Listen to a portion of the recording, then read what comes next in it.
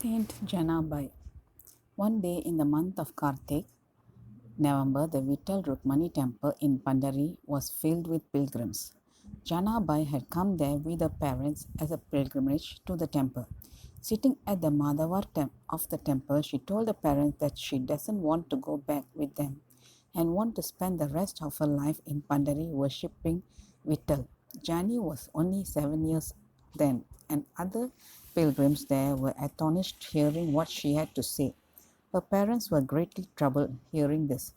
After several attempts to convince Jani, her parents finally left for the home, comforting themselves by thinking about her determination and love towards Vita.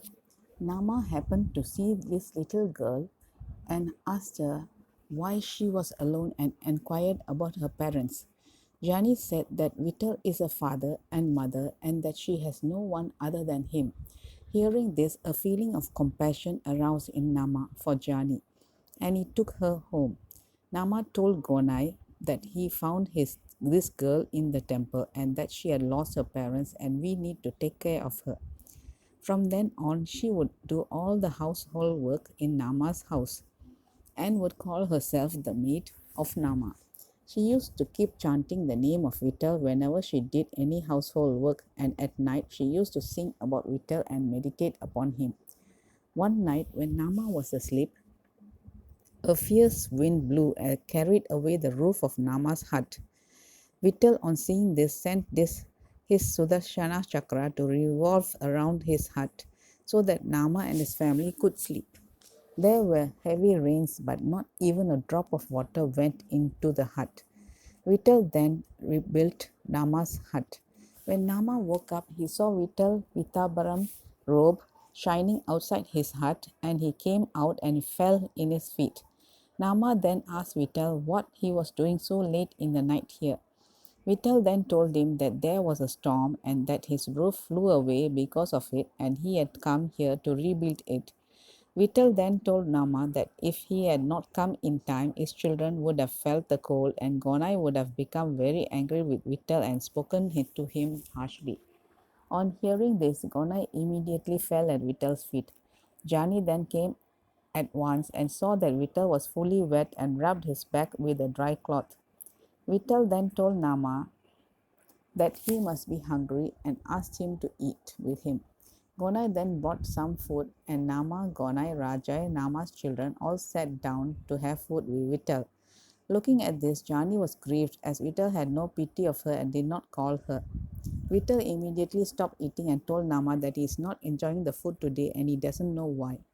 Nama immediately replied to Vittal that it was because Jani was standing outside in grief and is also not enjoying his food because of that.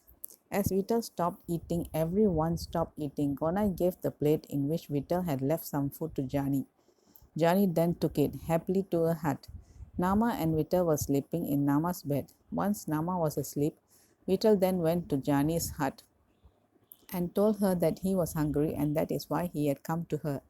Jani then told Vittal that she didn't have anything other than the food he had left earlier and that she was hesitant to give it to him. Vittal then told her not to hesitate and asked her to bring it. He then asked Jani to sit beside him and had the food.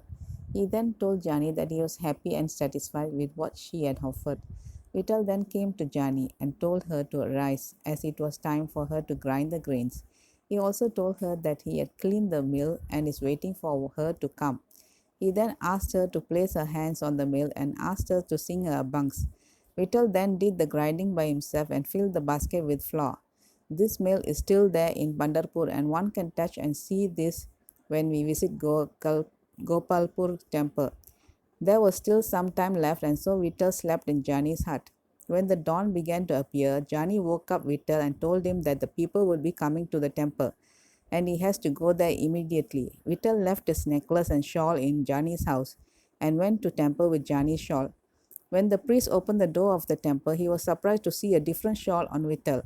One of the devotees said that the shawl belonged to Jani, and when they removed the shawl, they also found the necklace missing.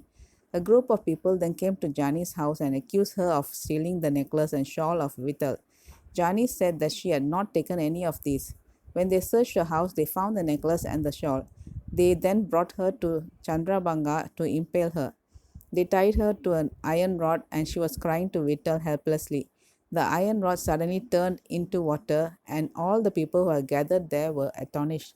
All of them then praised the Jani and prayed and sang about Vittel. One day, as Jani was singing an abang, Vittel started writing it down. Just as he was writing down the abang, Jnaneshwar entered the temple and noticed Vittel hiding something. He then asked him what he was hiding, and then Vittel told him that he was writing down the abang composed by Jani. Naneshwar burst into laughter and asked why he was noting down an abang that is being sung on his praise.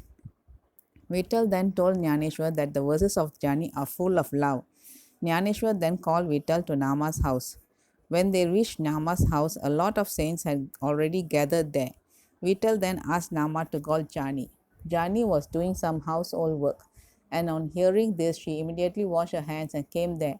Jnaneshwar then told Nama about Vittal writing down the verses of Jani. Vittal then said, I was happy to write down the verses of Jani, and I will bless anyone who reads her verses, and they will not suffer any calamities in their family life. The end.